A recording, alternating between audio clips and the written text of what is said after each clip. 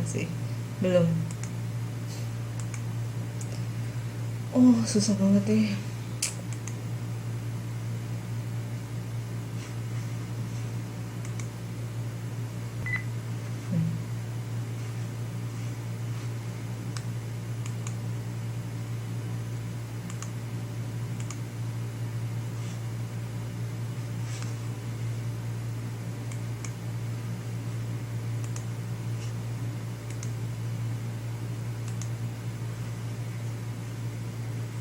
Tampilannya kemana-mana. Ya udah, saya mulai jadinya. Eh, ini soal nomor nomor berapa kemarin? Nomor 3, 4, 5, 6. Nggak ada masalah ya, bisa semua ya?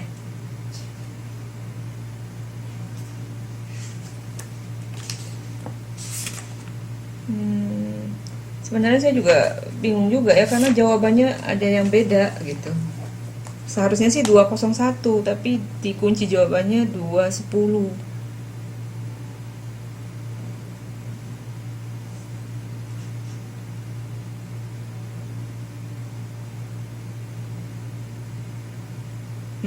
Nomor satu, nomor tiga ya. Nomor pertama, jadi kalau misalnya kita nomor pertama kita jawab 210, malah banyak nggak ada jawaban. Tapi kalau 201 jadi ada jawaban. Eh, logikanya sih ini apa? Sebenarnya ada logikanya. Logikanya eh, di akuntansi biaya ini kalau kita menghafal ini agak repot nanti. Nah, logika kita sebenarnya seperti materi yang saya jelaskan minggu lalu itu, untuk memproduksi itu ada cost bahan baku, tenaga kerja langsung, terus overhead. Nah, total cost, ketiga cost ini namanya cost total masuk produksi totalnya. Yang 252 itu cost total masuk produksi. Itu dijumlah ya, 160 tambah 73 tambah 18. 400.000 ya. Kemudian ada produk dalam proses awal. Sebenarnya di sini kan kosong, nggak ada jawabannya. Belum ada gitu, karena itu ditanya ya, misalnya 0 gitu. Nah, seperti ini kan harusnya. Tapi apa namanya? Ya, justru ini yang ditanya. Ternyata kalau saya tampilkan presenting itu dia nggak ini. Malam. Muhammad Aziz Amrullah. Tadi Mbak Endang tadi udah bisa masuk belum?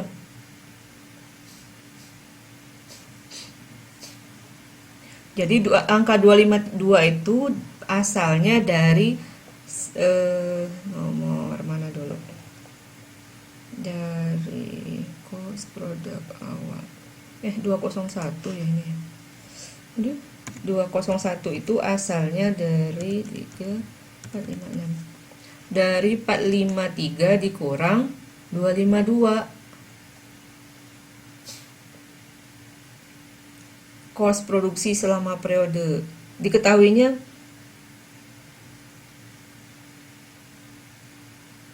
cost masuk dalam proses 252, diketahuinya sebenarnya yang 405 dulu gitu. Jadi kalau kita ngerjakan dari nomor 3 memang agak susah ya. Nggak apa-apa, saya juga agak susah, nggak tahu apa yang dari sayanya. Waalaikumsalam. Salah masuk kelas ya. Bikin gara-gara saya ganti-ganti kelas itu. Makanya saya nggak berani balik lagi ke kelas itu tadi. Udah balik lagi, udah balik sekali aja gitu, daripada tambah pusing nanti. Gitu ya tadi ya. Jadi total cost masuk produksinya dulu dapat 252. Nah, informasi yang ada di sini ada eh, cost produk diproduksi 405. Nah, informasinya. Jadi buat ini kalau nggak hafalin, nggak pakai logika ya, hafalin formatnya. Yang formatnya seperti di halaman berapa kemarin? Halaman, saya beda halaman sama kalian kayaknya. Saya edisi 2 bukunya. Halaman 145 di saya. 145, 144 gitu. Nah, di sana ikutin format itu. Terus nanti dicoba. Oh ya, beda. Halaman kalian lebih tinggi, saya lebih rendah. Gitu. Jadi informasi yang diketahui 405 gitu ada kan. Terus cost total masuk produksi tadi 252 dapat. Nah, nanti kalau sudah tahu 405, informasi yang ada di sini kan produk dalam proses akhir. Cost produk di produksi itu ditambah cost dalam produk dalam proses akhir dapat cost produksi selama periode. Jadi 453 ini sebetulnya totalnya gitu loh, termasuk persediaan awal. Nah, 48 kan dikurangi, kalau rumusnya kan dikurangi. Kalau logika matematikanya kan kalau kita mau balik ke atas atau kita mau tahu totalnya berarti kan dijumlah gitu. Kok 135, Mbak? Oh, 135 lagi ya, soal. Beda-beda halamannya, pokoknya maksudnya tahu ya laporan harga pokok produksi formatnya. Laporan cost produksi, salah ngomongan. Laporan cost produksi formatnya itu. Nah, dapat 453. Nah, jadi caranya dari bawah dulu ya, dari tadi ingat. Anda bisa sebetulnya Anda bisa pakai jadi kerjakannya nggak bisa dari nomor 3, jujur aja nggak bisa dari nomor 3, nanti salah gitu pada nomor 3, malah ngerjakan nomor 5 atau nomor 5 yang paling aman ya. Dari nomor 4 boleh lah, dari nomor 4 gitu. Tapi datanya kita buat dulu 405 ditambah 48 dapat 453. 453 dikurang 252 dapat 201 gitu. Nah, terus sudah dapat tadi kan 405 ini udah nggak masalah ya. Kan ada produk jadi awal, produk cost produk diproduksi, ini yang bersihnya ditambah produk jadi awal dapat 439 dikurang pakai Excel Mbak, bukan PPT Mbak.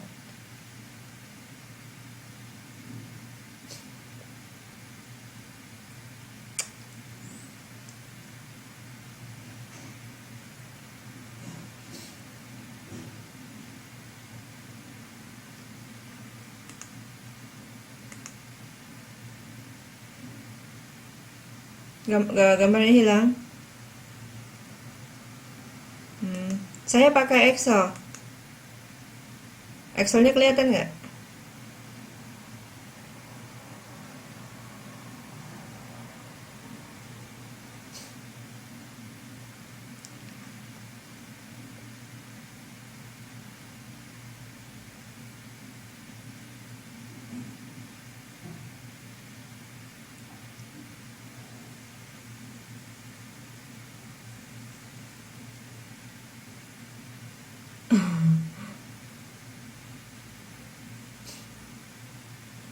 Iya, soal latihan ya saya beda halaman gini. Saya ngasih tahu halamannya. PPT-nya ngilang. Padahal saya belum stop presenting.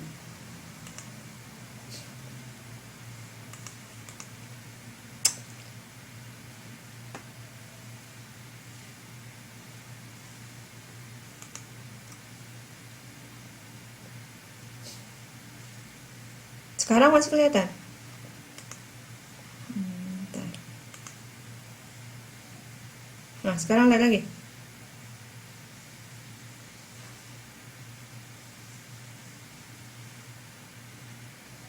Hilang. Gimana sih ya? Ada yang hilang, ada yang share program.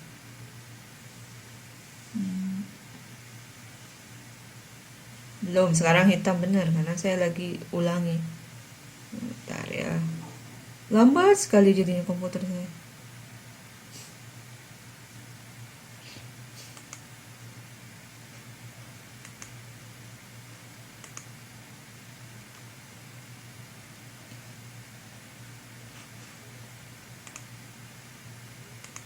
Nah, sekarang masuk.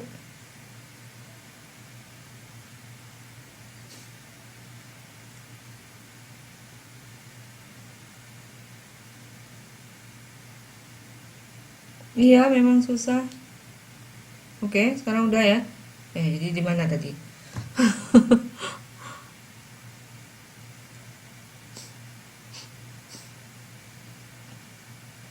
Udah ya.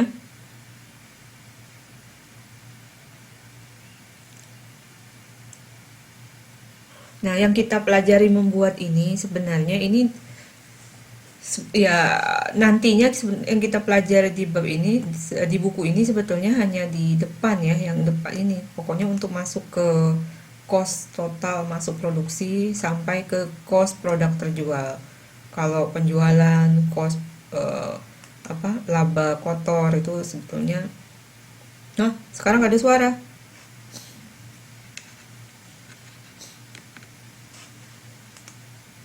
Serius ada suara. Bingung ya, sinyalnya lagi jelek.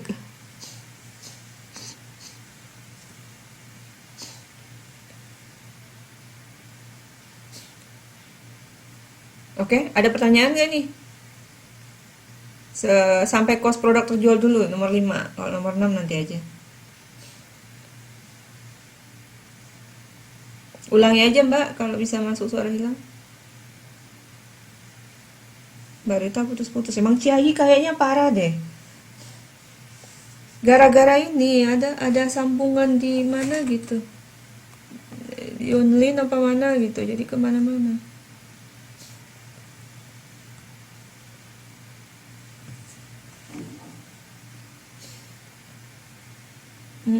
Nah itulah, ada masalah itu. Jadi kemana-mana. Iya Mbak Silma udah bisa masuk ya. Lihat nggak gambarnya?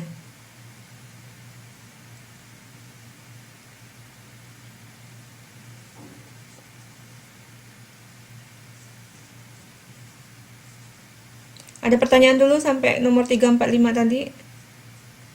Kalau ini udah selesai nanti Mbak Ami yang presentasi. Presentasinya ini aja sih ya, apa ya. Nanti kalau ada yang mau bertanya stop gitu, maksudnya jangan terusan.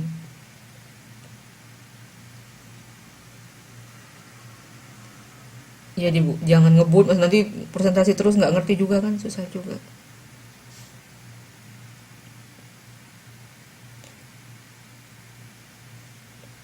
Karena materi yang akan kita pelajari itu banyak sekali, saya juga heran loh.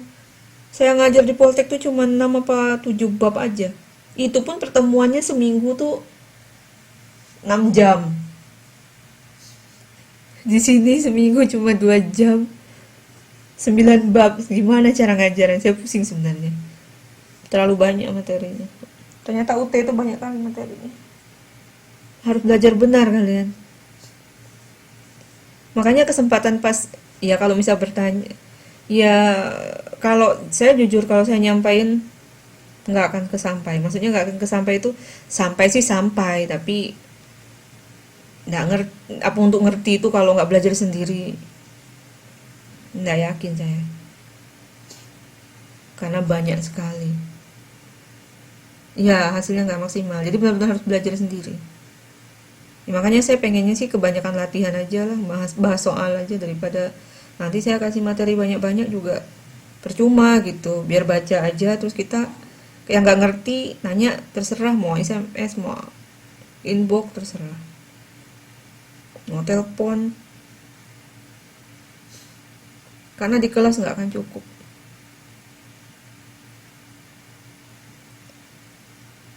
Oh ada juga ya dari Jakarta ya.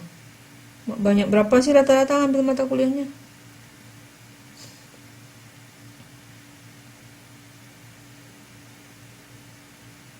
Banyak juga ya. Nggak maksimal jadinya. Belajarnya gila ya 2 bulan. Tapi ya enaknya dipadatin gitu sih. Jadi nggak lupa. Cuman ya 2 bulannya itu benar-benar mati-matian belajarnya. Makanya kalau pantas aja di Indonesia tuh banyak sekali itu susah gitu katanya, susah pada bilang gitu. Saya baru tahu susah-susah tuh di mana susahnya pas ngeliat, oh pantas susah. 7 bab belajar, 9 bab belajar sendiri. Iya, apalagi kerja kan. Jadi ya itu, tapi sisi lainnya manfaatnya itu memang artinya nggak boleh main-main, harus serius gitu. Jadi benar-benar ketika 2 bulan belajar itu lupakan semuanya, belajar saja, nggak ada lagi. Kalau saya cuma ngomongnya gitu nih, belajar beneran nggak bisa.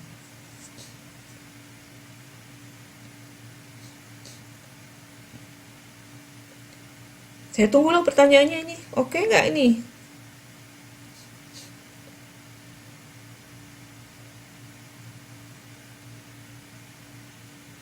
Karena soal ini memang tidak bisa dikerjakan di soal nomor 3. Kalau kita ngerjakan nomor 3 bisa keliru. Yang bisa dikerjakan dulu nomor 4 gitu. Karena yang diketahui cost produk diproduksi, ya tadi itu.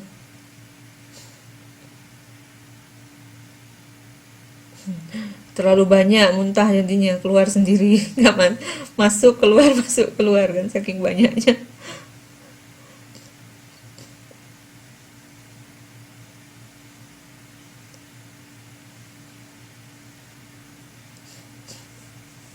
Ya akhirnya sih apa yang bisa di ini aja, apa bisa yang mana yang disuka dipelajari bener gitu, maksudnya bukan mata kuliahnya, bab-babnya. Kalau mata kuliahnya sebenarnya harus suka semua.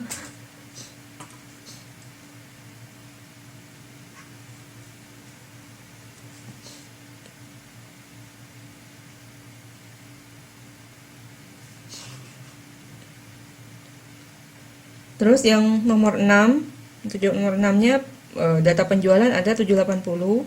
Nah, cost produk terjualnya 414. Jadi kalau misalnya cost produk terjualnya salah yang di atas tadi, akhirnya laba kotornya juga salah ya gitu.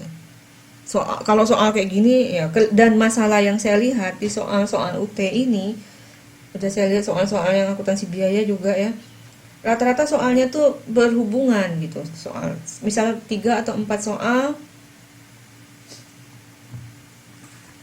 satu soal untuk 3 sampai 4, satu kasus untuk 3 sampai 4 soal gitu, dan itu berurutan, salah satu salah semua. Itu masalahnya. Jadi benar-benar harus dipahami.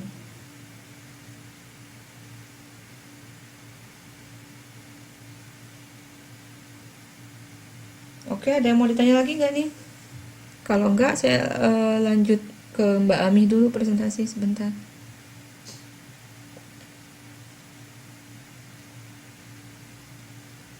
Kalau materi hari ini sih sebenarnya nggak terlalu sulit ya sebenarnya. Cuman mungkin yang ngitung sediaan itu ya. Nah, saya udah kasih tugas untuk ngitung sediaan, tuh tugas pertama lagi, kalian harus ngumpul minggu depan. Tapi udah ada contoh Excelnya ini. Excelnya bisa kalian download, pasti lebih mudah nanti.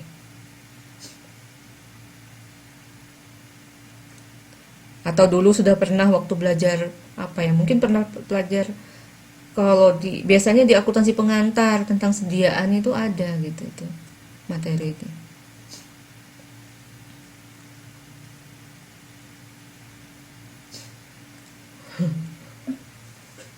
Dan bener-bener kok buku akuntansi biaya itu bener-bener ngitung jurnal, semuanya ngitung. Yang teori ya paling, ya teorinya nanti dikit, makanya kalau presentasi teorinya dikit aja lah di ini. Tapi ya sebetulnya soal juga banyak teori ya, soal latihan banyak teori, soal di buku apa modul.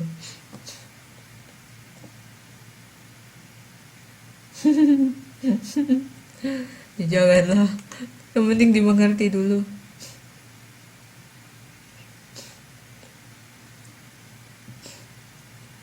Nanti Excel ini ada kan yang bisa buka Excel ya.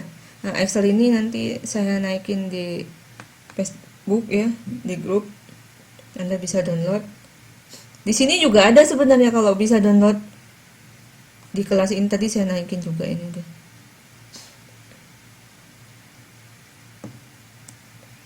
Sampai Jawaban untuk soal nomor modul 2 pun sudah ada di belakang. Lanjut ya. Lanjut yang mana lagi?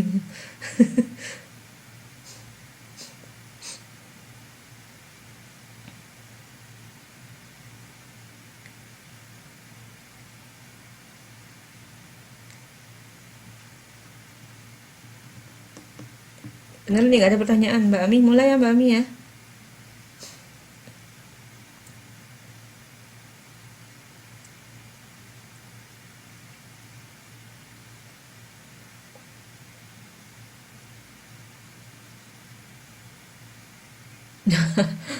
Tugasnya saya mau ngasih banyak loh. Saya nggak akan ngasih, kalau di situ kan batasnya tutor dari tutor tuh cuma 3 kan. Saya terpaksa ngasih banyak tugas. Ya nanti dikumpulnya berapa, pokoknya hampir tiap minggu saya akan kasih tugas. Kalau enggak, nanti aku nggak bisa. Oke Mbak Ami mulai ya. Saya tutup dulu ya PowerPoint apa Excelnya. Masuk ke PPT dulu. Nah ini. Mana ya cara gedenya ya? Iya maksud saya gitu juga. Biar belajar maksudnya. Sharing.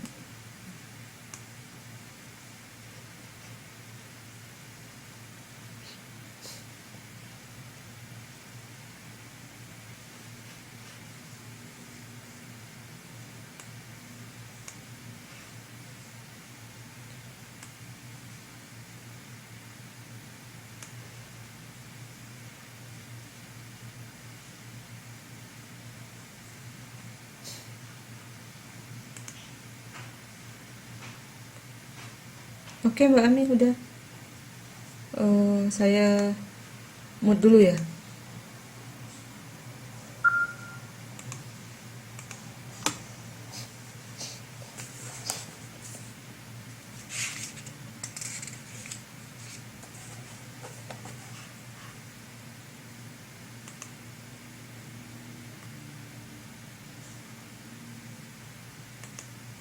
Halo, maaf, bisa kedengaran suara saya? Halo, Assalamualaikum warahmatullahi wabarakatuh. Kepada yang terhormat Ibu dosen, juga ada rekan-rekan semua. Saya di sini Ami. Malam ini insya Allah akan mempresentasikan tentang pelajaran mata kuliah akuntansi biaya mengenai modul 2, yaitu pengendalian dan perencanaan bahan baku. Nanti kalau misalkan pas di tengah-tengah teman-teman rekan-rekan semua ada yang mau ditanyakan, silahkan bisa langsung ditanyakan. Oke, saya mulai. Di sini ada pengendalian dan perencanaan bahan baku. Di antaranya ada klasifikasi bahan. Seperti yang telah dibahas pada minggu-minggu kemarin oleh yang terhormat Ibu dosen, bahwa bahan itu bisa dibagi menjadi ke dalam 2 jenis, yaitu bahan baku dan bahan penolong. Nah, di mana bahan baku itu mempunyai karakteristik sendiri, yaitu dapat diidentifikasi secara jelas pada produk jadi, dapat secara mudah dilacak pada produk, memiliki jumlah proporsi cost yang signifikan pada cost produktif. Jelas sekali seperti itu. Selanjutnya yaitu bahan penolong yang mempunyai karakteristik tidak dapat diidentifikasi secara jelas. Jadi intinya bahan penolong ini kebalikan dari bahan baku seperti itu. Jadi tidak dapat diidentifikasi, terus tidak mudah dilacak. Karena kenapa? Karena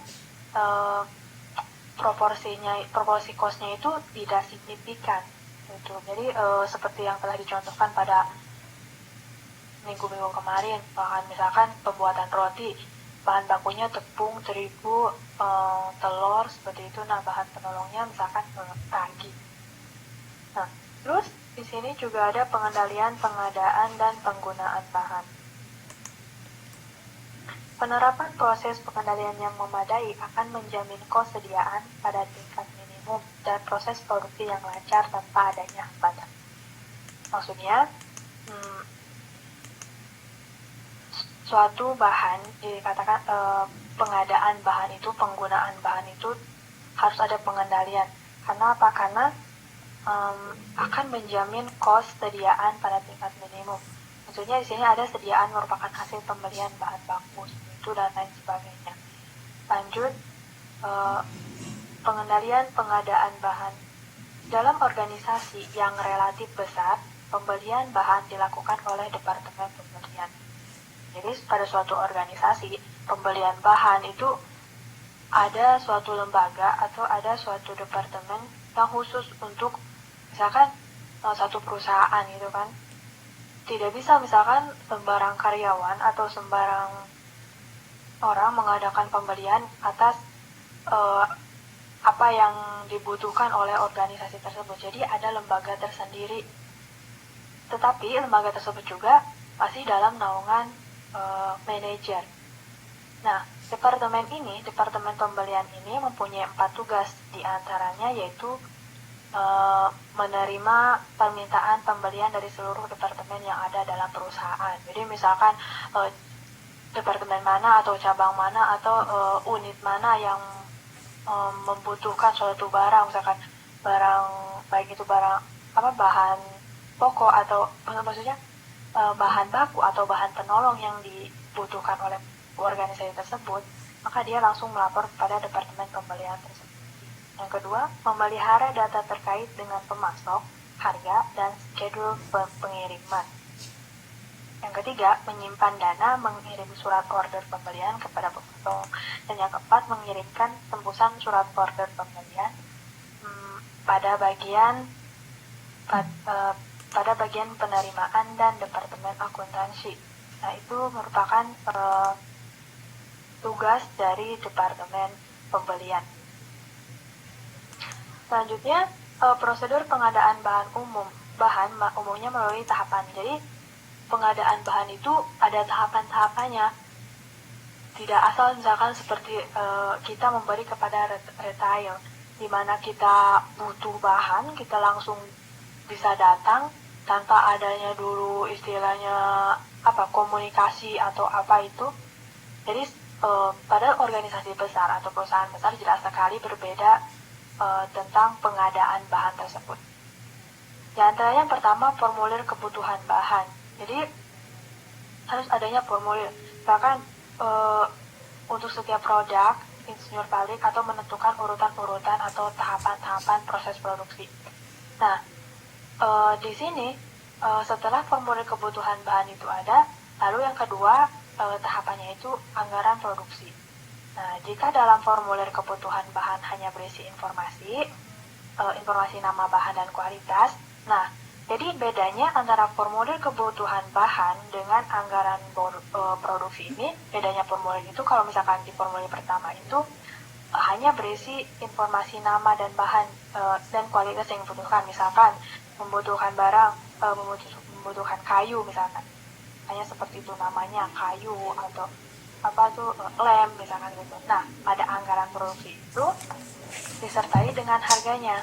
Misalkan kayu harganya berapa, lem harganya juga per unitnya berapa, seperti itu. Nah, dan yang ketiga, permintaan pembelian. Nah, formulir yang ketiga ini tujuannya untuk memberitahu pada departemen pembelian untuk membeli bahan sesuai jenis dan kualitas yang dibutuhkan, serta kapan bahan tersebut akan digunakan. Ini tahapan-tahapannya seperti itu. Selanjutnya yaitu teman-teman bisa lihat di contoh formulirnya itu teman-teman bisa lihat di modul halaman 2.7. Karena ada sebuah formulir untuk permintaan pembelian. Ada tanggalnya, tanggal yang dibutuhkan, departemen yang memintanya seperti apa gitu kan. Nomornya seperti apa, terus disetujui siapa yang istilahnya disetujui oleh siapa, terus dibuatnya oleh siapa gitu, seperti itu. Terus yang selanjutnya order pembelian. Nah, setelah ada formulir kebutuhan bahan, disebutkan bahannya apa, terus harganya seperti apa per unitnya, terus kapan bahan tersebut digunakan. Selanjutnya ada order pembelian. Nah, maksud dari order pembelian ini yaitu permintaan secara tertulis kepada pemasok untuk mengirimkan bahan sesuai dengan kualitas, harga, termin, dan cara pembayaran yang disepakati. Jadi lebih jelas lagi dari formulir permintaan pembelian. Nah, pemasok di sini juga disebutkan bahkan pemasok yang dapat diandalkan itu seperti apa gitu kan. Jadi seorang departemen pembelian itu harus bisa menjalin hubungan yang baik dengan pemasok. Nah, pemasok itu jelas-jelas harus pemasok yang bisa diandalkan. Karena apa? Karena bisa dibayangkan kalau misalkan kita udah kepepet, misalkan barangnya ini udah nggak ada misalkannya, pas kita mau produksi suatu barang terus kurangan barang, tetapi sang pemasok itu lengah gitu kan, tidak respect dengan apa yang kita pesan. Nah, jadi kita maksudnya seorang departemen pembelian itu juga harus bisa menganalisis, bisa memastikan bahwa pemasok itu adalah seorang pemasok yang diandalkan. Maksud dari pemasok yang diandalkan ini adalah pemasok yang menawarkan bahan dengan kualitas tinggi tetapi harga yang kompetitif gitu. Jadi istilahnya tidak memuluk-mulukan, bukan berarti hanya mencari keuntungan semata seperti itu. Terus yang selanjutnya yaitu laporan penerimaan. Nah, setelah bahan itu dipesankan, setelah itu terus ditentukan kapan mau dikirimnya gitu kan. Nah, setelah itu barang dikirim, setelah barang dikirim lalu diterima kan oleh departemen pembelian. Nah, setelah diterima mengadakan laporan penerimaan yang menyatakan bahwa barang itu telah diterima. Setelah laporan penerimaan, bukan hanya barang itu hanya diterima saja. Jadi setelah barang itu diterima, lalu dibuka, dicek sesuai tidak dengan istilahnya apa yang kita pesan. Terus setelah dicek misalkan sesuai itu. Nah, lalu juga perlu diadakan uji coba terhadap bahan tersebut.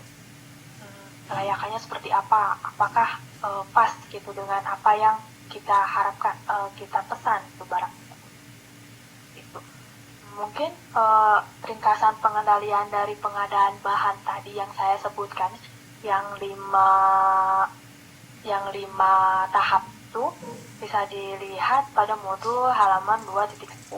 Di sana ada rangkaiannya dari permintaan pembelian, lalu ke bagian departemen pembelian, dari sana ke order pembelian, dari order pembelian dikatakan pada pemasok dan lain sebagainya seperti itu, hingga nyampai pada yang terakhir itu adanya hutang dagang seperti itu kan, karena pembelian itu seperti itu.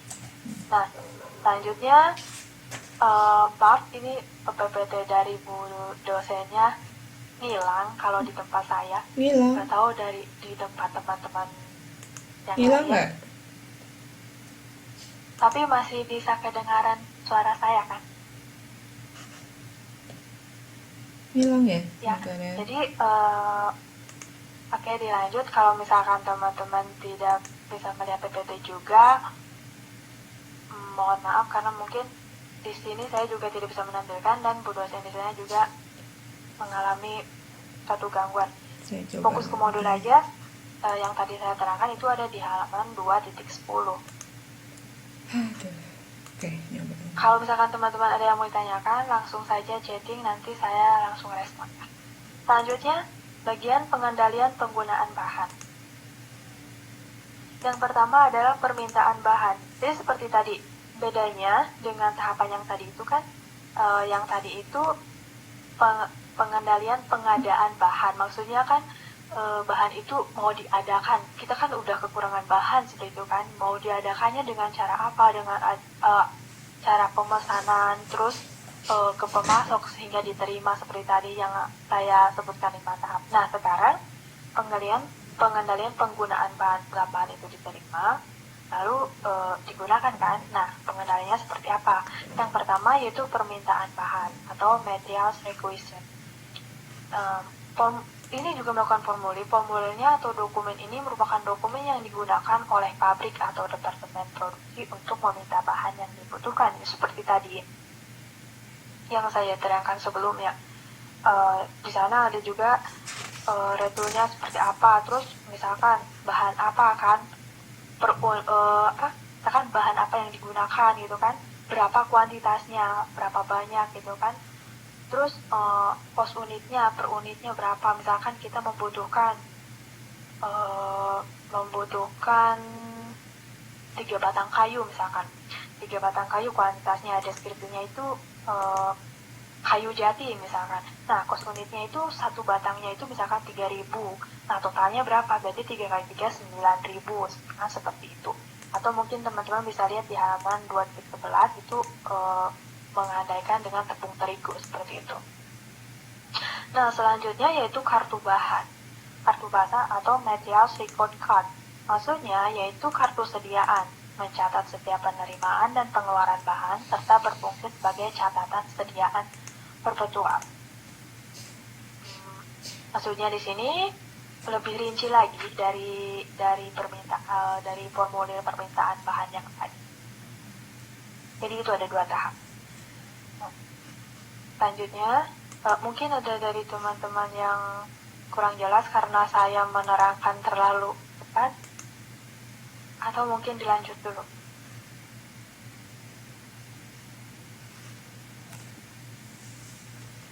Halo? Lanjut. Oke. Selanjutnya yaitu perencanaan bahan. Nah, perencanaan bahan. Di dalam perencanaan bahan ini Kecepatan katanya. Oh, kecepatan ya? Oh ya. Iya. Ya karena itu prosedur ya sebetulnya. Itu kan hanya prosedur dalam proses untuk mendapatkan barang. Iya, nanti kalau soal ada hitung-hitungannya nanti saya diperlambat bicaranya. Ya. Nah, sekarang udah masuk kepada perencanaan bahan. Nah, perencanaan bahan itu kenapa sih harus ada perencanaan? Dari selintas juga kita tahu perencanaan itu langkah yang diharuskan agar kita tahu gitu kan, bahannya itu yang harus dijaga itu yang harus diadakan berapa gitu kan, terus cost bahannya itu bisa diminimalkan seminimal mungkin, jadi direncanakan dari awal. Nah, itu ada beberapa metode caranya, yaitu yang pertama yaitu economic order quantity atau disingkat dengan AOQ. Nah, di sini teman-teman juga bisa lihat di modul halaman 2.13. Nah, jumlah sediaan yang dipesan atau diorder pada satu waktu yang dapat meminimalkan kos sediaan tahunan. Nah, itu disebut dengan economic order quantity. Nah, sekali lagi, economic order quantity itu yaitu jumlah sediaan yang dipesan atau diorder pada satu waktu yang dapat meminimalkan kos sediaan tahunan. Jadi gini maksudnya, jadi jika perusahaan membeli bahan sekaligus, nah dalam jumlah besar itu kan, berarti kan misalkan kita gini aja, kita membeli barang gitu kan, sekaligus banyak gitu kan, otomatis kita harus sekaligus mengeluarkan uang banyak gitu kan. Enggak, maksudnya gini, karena kita membeli Bener kok tadi. karena oh ya. Kayaknya contohnya kalau sekaligus itu kan jadinya boros gitu sekali beli. Iya, jadi boros kan, jadi sekaligus itu kan boros, harus langsung ada uang sedemikian rupa gitu, sedemikian gede gitu kan. Nah, tapi di sana juga kan kita juga selain itu kita juga harus ada tempat gitu kan, penyimpanan buat karena barang itu banyak, nggak mungkin kan otomatis langsung dipakai semua gitu kan, otomatis harus masuk ke gudang dulu, disimpan dulu gitu kan, selama proses produksi itu dipakai gitu kan. Nah, otomatis itu kan double kan biayanya, udah mengeluarkan uang banyak, terus ada biaya gudang juga gitu kan. Nah, tetapi jika kita membeli bahan dalam jumlah kecil, nah kan selain kita membeli, karena kita kalau bahasa kitanya ngutut gitu kan, hanya satu, maksudnya bukan hanya satu, sedikit dulu gitu kan. Nah, otomatis kan kita juga tidak terlalu boros. Nah, selain itu biaya penyimpanan juga semakin kecil gitu kan. Kategorinya seperti itu, logikanya seperti itu. Nah, tingkat sediaan yang optimum harus dapat mencapai di antara dua hal yang tadi. Jadi optimumnya itu harus dicapai antara dua yang tadi, yaitu kos pengelolaan bahan dan kos pengadaan bahan. Rumusnya bisa dilihat di halaman 2.13, yaitu EOQ sama dengan akar dari 2 dikali kebutuhan unit bahan per tahun dikali kos per pesan dibagi dengan kos per unit bahan dikali persentase kos pengelolaan. Di mana kos per pesanan itu meliputi adanya upah gaji yang menangani pemesanan, terus kos pengomunikasian, yang tadi kan adanya pos gitu kan, karena memesan barang adanya pos, terus adanya biaya telepon, terus adanya pembuatan formulir, terus perlengkapan akuntansi dan berbagai catatan. Jelas sekali karena pembelian barang, order barang itu kan harus ada catatan akuntansinya. Terus itu kos per pesanan. Selanjutnya kos pengelolaan.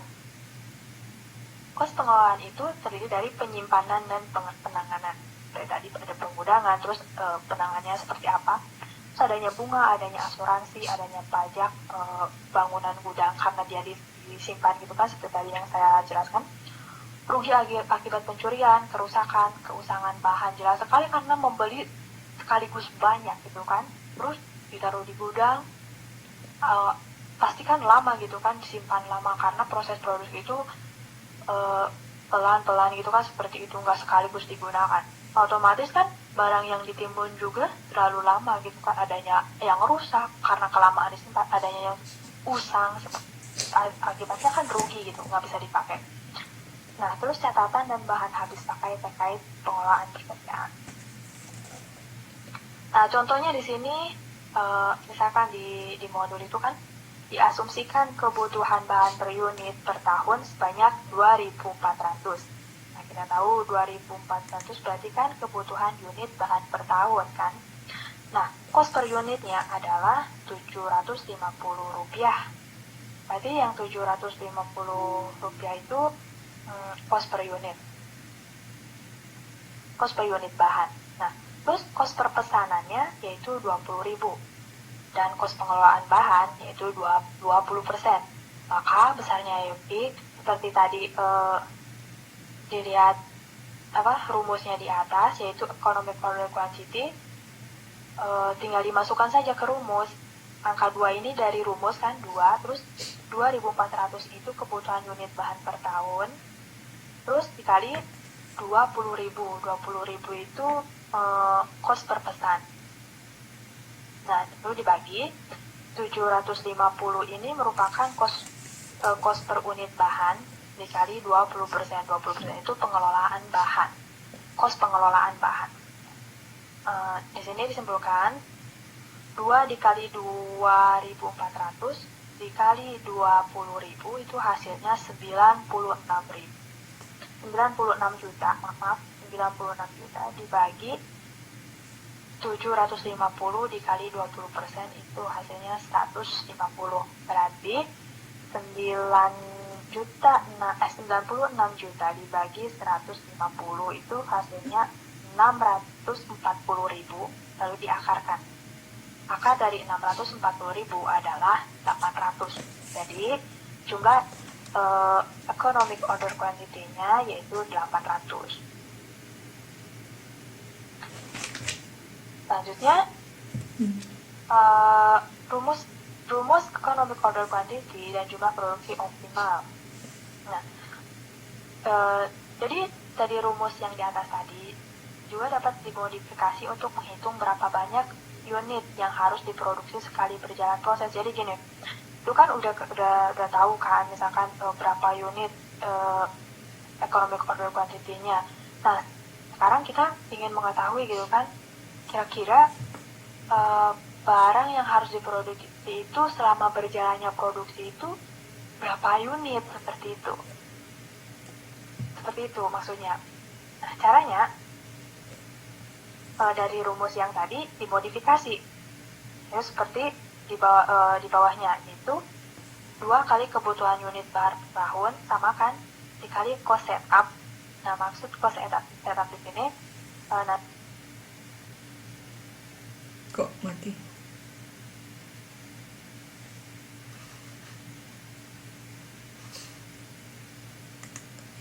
Huh.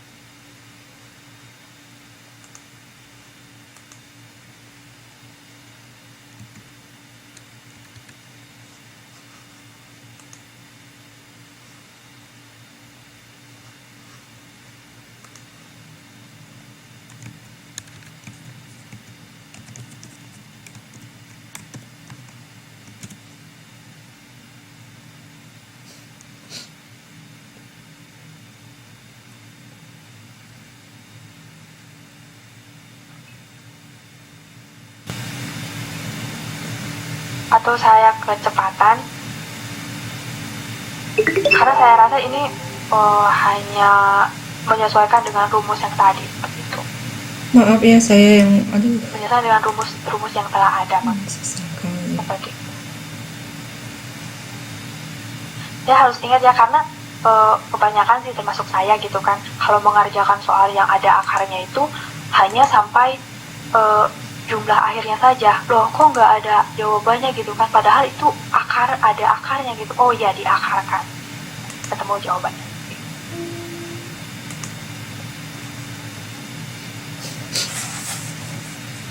Atau mungkin lanjut dulu. Sampai mana tadi Mbak? Mati saya tadi jaringannya. Sampai dengan itu masih dalam economic order. Oke-nya tadi ya. Ya. Ya, kalau misalkan tidak ada yang tanyakan, langsung saja dulu. Jadi itu tinggal menganalisis, mengidentifikasi mana yang termasuk dengan maksudnya kos pengelolaan produk. Tapi biasanya itu kan dilihat dari contoh soal ini, terus nanti di tes formatifnya juga saya sudah lihat-lihat soal seperti ini sudah ada keterangannya, jadi langsung gitu cost per order, terus cost setup gitu kan udah pas gitu kan, tidak dengan bahasa yang lain, jadi lebih gampang. Nah itu tadi untuk perencanaan bahan saya yang pertama, yaitu economic order quantity. Nah yang kedua yaitu dengan order point. Nah order point ini juga mempunyai rumus tersendiri. Maksudnya order point ini yaitu untuk menjawab kapan pesanan akan dilakukan. Jadi maksudnya gini, suatu perusahaan gitu kan melihat barang sediaannya gitu misalkan barang ini tinggal misalnya seperti ini, sedangkan proses produksi tetap berlangsung gitu kan. Misalkan bahan penolong apa gitu, misalkan oh tinggal segini, terus bahan baku apa gitu kan, tinggal sisa segini. Nah, order point ini untuk menjauh gitu, untuk memperkirakan gitu kan, kapan sih sebenarnya bahan itu harus dipesan gitu, biar kita tidak istilahnya apa ya, bahasa Indonesia, biar kita tidak kecolongan apa gimana ya. Misalkan proses produksinya udah habis, tetap berjalan, barangnya belum ada gitu kan, otomatis kan maksudnya kecolongan proses gitu kan, maksudnya nanti banyak yang nganggur gitu kan, atau proses produksinya tidak berjalan gitu. Nah, jadi diadakannya order point gitu, untuk berjaga-jaga biar pas gitu kan, barang nggak ada, barang yang lain habis, barang yang sudah ada, sediaan barang yang sudah ada habis, terus barang yang baru juga sudah sampai di perusahaan. Ya, jadi tidak terjadi produksi macet, kata Mas Eko. itu. Nah, pertama yaitu waktu pengiriman yang dibutuhkan sejak pemesanan sampai bahan diterima perusahaan, atau disebut dengan lead time kan. Yang kedua, tingkat sediaan digunakan atau usage. Dan yang ketiga, sediaan aman atau stok. Nah, maksud dari tapi cara yang kedua ini, order point ini jelas berbeda dengan cara yang economic order quantity tadi. Jadi dia juga mempunyai rumus tersendiri. Jelas sekali kan, kalau yang tadi itu untuk pengelolaan, kalau yang ini untuk istilahnya berjaga-jaga memesan barang gitu. Nah, rumusnya itu ada 3. Yang pertama yaitu teman-teman bisa lihat di modul halaman 2.14. Di sana ada order point, yaitu caranya ada usage dikali lead time, atau cara yang keduanya itu kalau misalkan nanti ada keterangan yang lebih itu kan, adanya dalam soal misalkan ada tambahan safety stock. Nah, itu rumusnya menggunakan yang kedua, usage dikali lead time dulu, nanti ditambahkan dengan safety stock. Nah, untuk mencari safety stock itu maksimum usage dikurangi average usage, terus nanti dikalikan dengan lead time. Biar jelas, langsung ke contoh yang di bawah ini, yang di bawah itu kan. Misalkan penggunaan normal selama seminggu adalah 200 unit. Jadi kan suatu perusahaan itu memproduksi atau apa ya?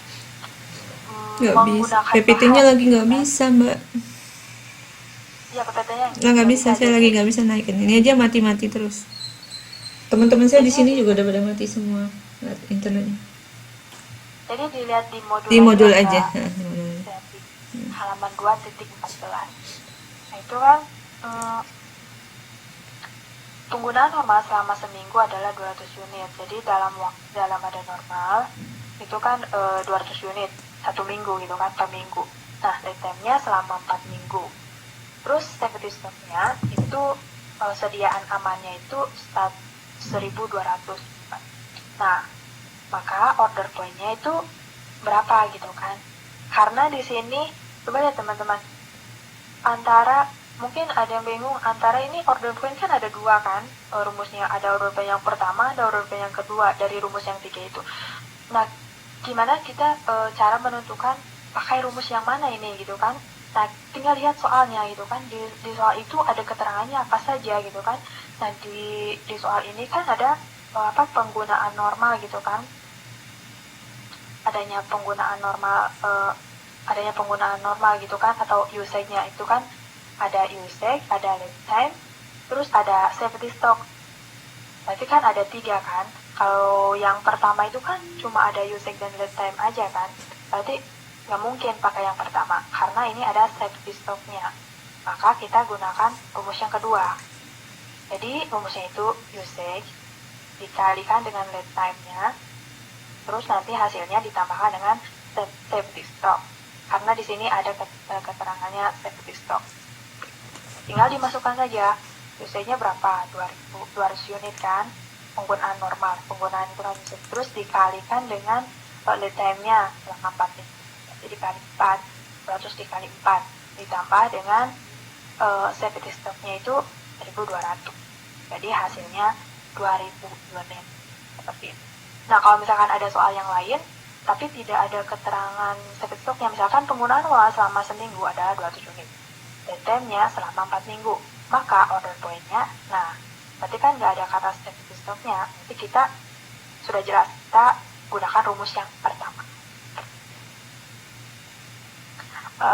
Kalau praktek sebenarnya yang kedua ya. Di prakteknya sebenarnya yang kedua.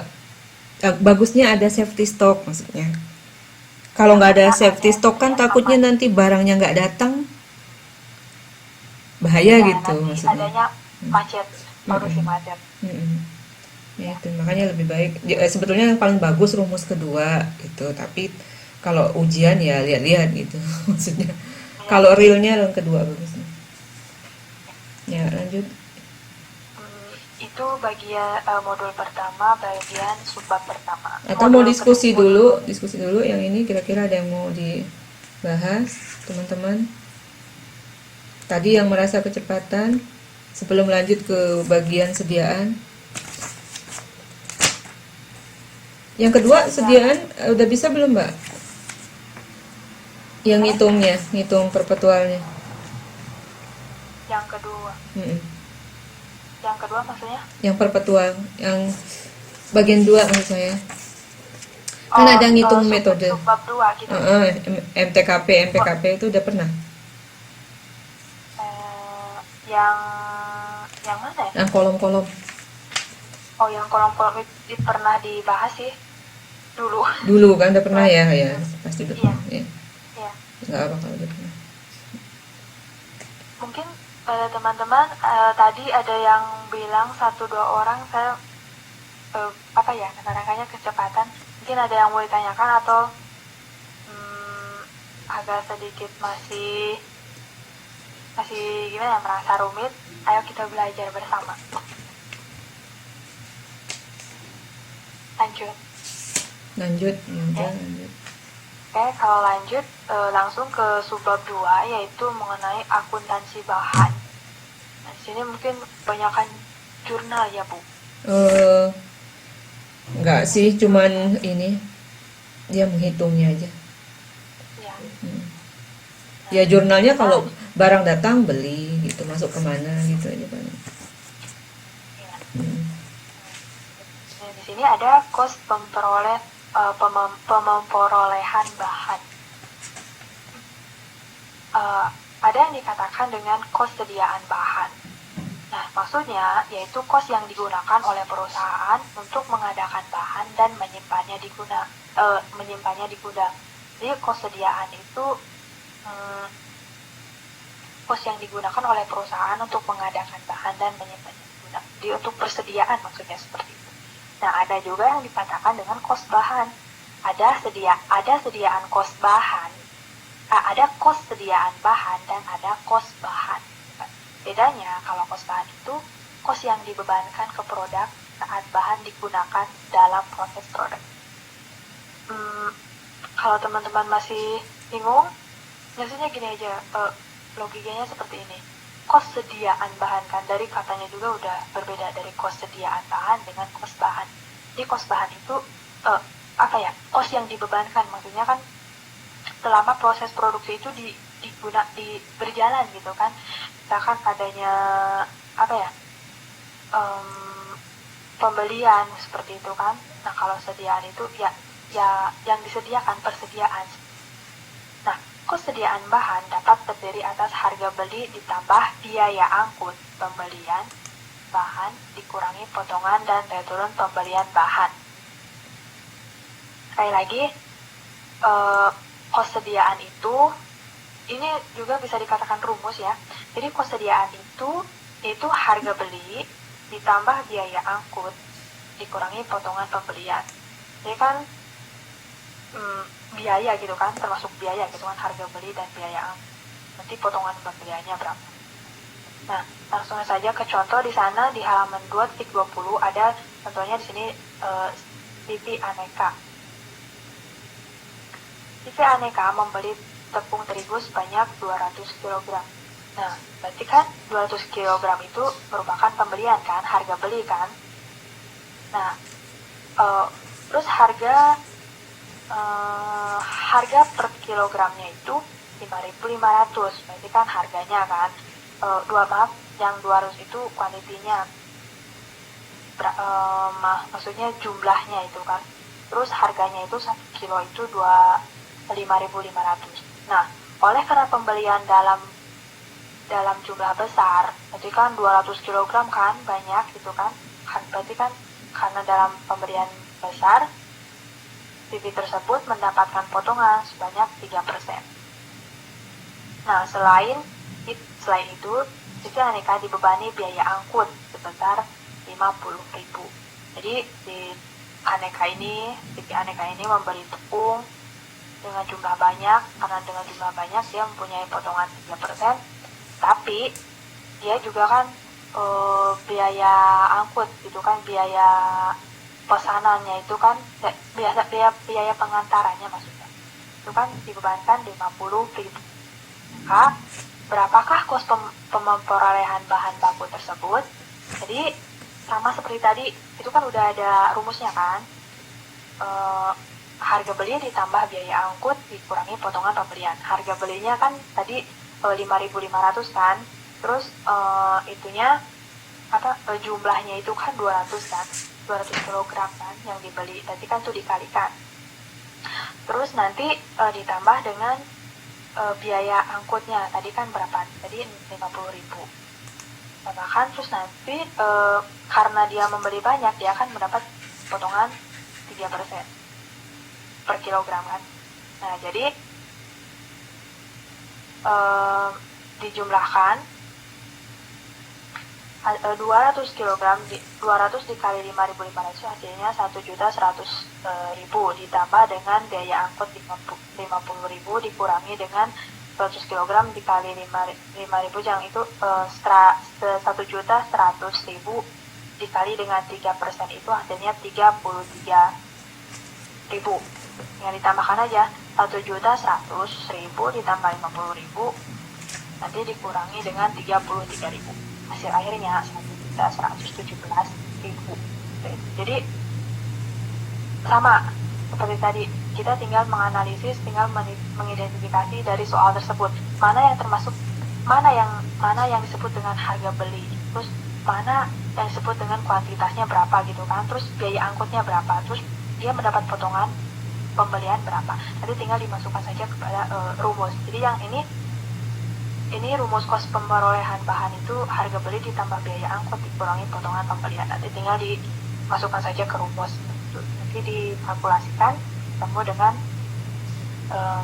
hasil akhir. Terus ketika bahan digunakan dalam proses produksi, maka kos bahan akan dicatat sebesar kos memperolehan bahan tersebut. Jadi kan cara akuntansinya itu penentuan kos bahan dapat menggunakan dua macam metode, yaitu adanya metode periodik dan metode perpetual. Termasuk dalam metode periodik itu pembelian bahan dicatat pada akun pembelian bahan. Nah, di sini ini kan sudah paten gitu kan, maksudnya aturannya gitu kan. Jadi untuk periodik ini pembelian bahan itu dicatat pada akun pembelian bahan. Nah, dilihat di sini sediaan bahan tersedia digunakan untuk periode tersebut.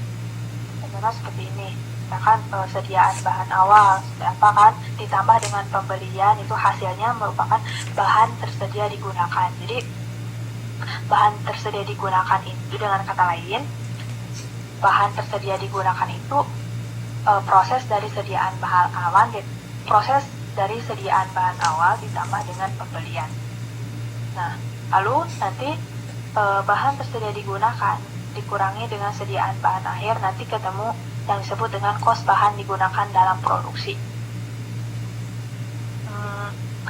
Sekali lagi saya terangkan, jadi kalau misalkan ada soal misalkan bahan tersedia digunakan berapa gitu kan, lihat aja rumusnya, berarti sediaan bahan awal ditambah dengan pembelian, nanti ketemu dengan yang namanya dengan bahan tersedia digunakan.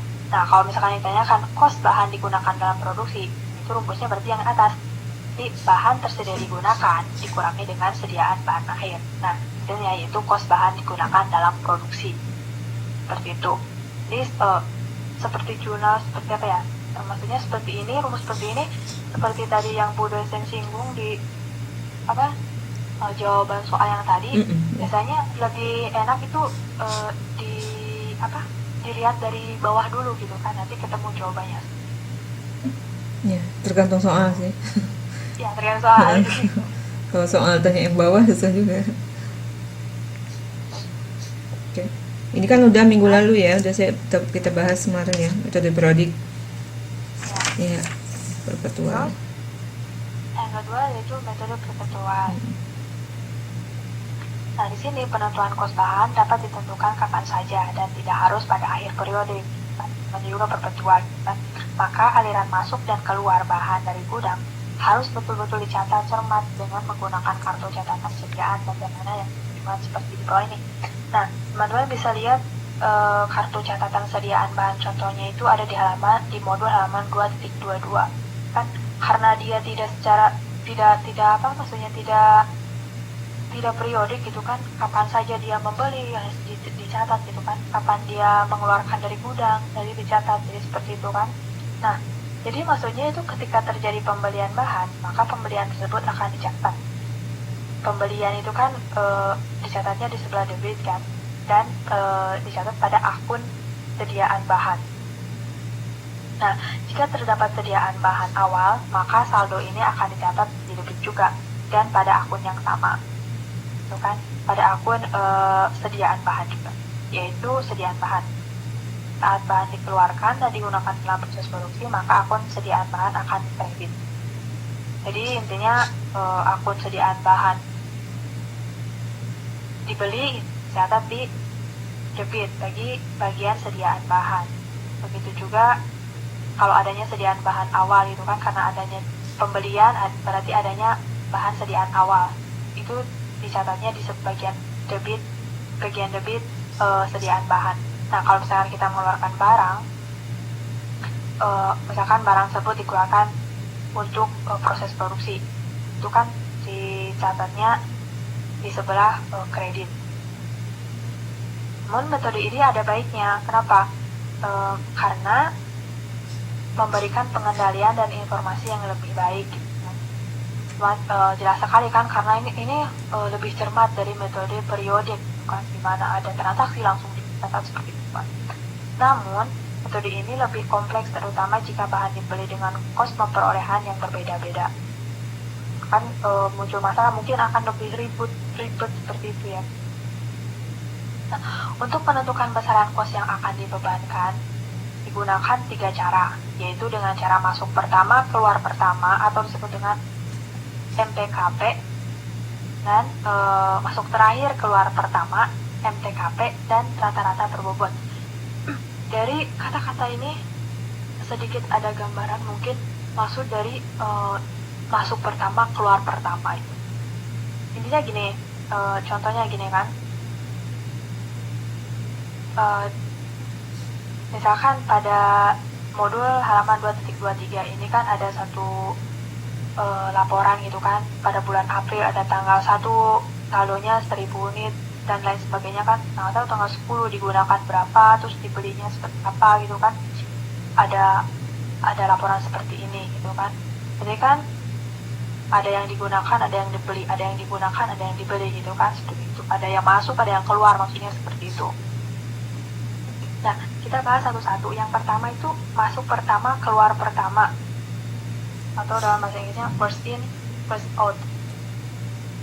Maksudnya apa sih masuk pertama keluar pertama gitu kan? Maksudnya gini, satu bahan gitu kan, satu bahan bahan produksi gitu kan, dibeli, bahan yang digunakan akan dikeluarkan dari pembelian yang paling lama terlebih dahulu, sehingga kos bahan yang dibebankan berasal dari pembelian yang segini. Suatu bahan gitu kan masuk ke gudang gitu kan, taruh di gudang gitu kan, adanya penggudangan gitu kan. Nah, bahan tersebut itu pertama kali dibeli, pertama kali dimasukkan ke gudang. Nah, ketika mau proses produksi, barang tersebut juga pertama kali dikeluarkan gitu kan. Jadi intinya pertama kali masuk, pertama kali keluar. Jadi lebih cepat digunakan gitu kan. Nah, Yang tujuannya lama. itu Kok lebih cepat? Yang lama yang digunakan.